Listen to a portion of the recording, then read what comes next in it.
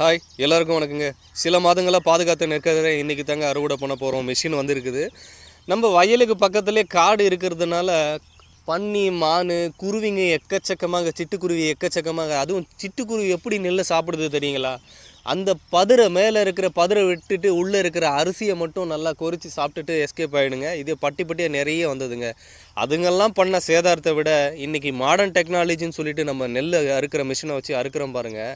அதில் விழுற நெல்லுக்கு அந்த சேதாரத்தை விட இந்த சேதாரம் ரொம்ப அதிகமாக இருக்குங்க. எவ்வளோ நெல் கீழே விழுந்திருக்கு பார்த்தீங்களா?